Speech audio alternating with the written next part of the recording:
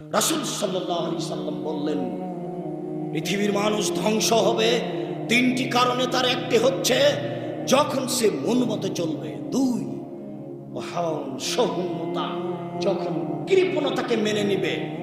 কৃপণ মানুষ জান্নাতে যাবে না। আপনাদেরকে শতদিন বলেছি, ইবাদতের জগতে সবচেয়ে শক্তিশালী ক্ষমতাধর পাওয়ারফুল ইবাদত হচ্ছে দান। দানের চেয়ে শক্তিশালী ইবাদত পৃথিবীতে নেই। হজ যদি মানুষ করে, যদি কবুল হয়ে যায়, তাহলে সে হয়ে যায় সেই দিনের মতো, সে যেদিন সে জন্ম নিয়েছে, নিষ্পাপ হয়ে যায়। ভালো কথা, কিন্তু এই নেকি দিয়ে আর কারো উপকার করা যায় না। ইবাদতের জগতে সবচেয়ে দামি ইবাদত হলো সিয়াম, রোজা। এই দিয়ে আল্লাহকে খুব সন্তুষ্ট করা যায়, কিন্তু কারো উপকার করা যায় না। আল্লাহ ভীতি, আজকে যেই আলোচনা করছি, আল্লাহ ভীতি দিয়ে চোখের পানি এক ফোঁটা দিয়ে আল্লাহকে খুশি করা যায়, কিন্তু কারো উপকার করা যায় না।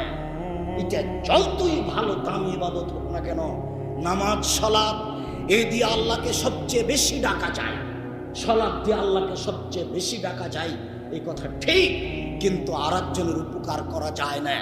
দান এমন এক পাওয়ারফুল শক্তিশালী ইবাদত। রাসূল সাল্লাল্লাহু আলাইহি ওয়াসাল্লাম বলছেন, ইন্না সাদকাতা সিররি তুতফিউ গাযাবার রাব্বি। গোপনে দান করলে আল্লাহর রাগটা মিটে যায়। রাসূল সাল্লাল্লাহু আলাইহি ওয়াসাল্লাম বলছেন, ইন্না সাদকাতা লা তুতফিউ হাররাল কুবুরে। দান কবরের শাস্তিকে বন্ধ করে দেয়। আপনার মায়ের কবরের শাস্তি হচ্ছে ৫,০০০ টাকা দান করে দিলেন, কবরের শাস্তি বন্ধ। হজ দিয়ে এটা সম্ভব নয়, সিয়াম দিয়ে এটা সম্ভব নয়,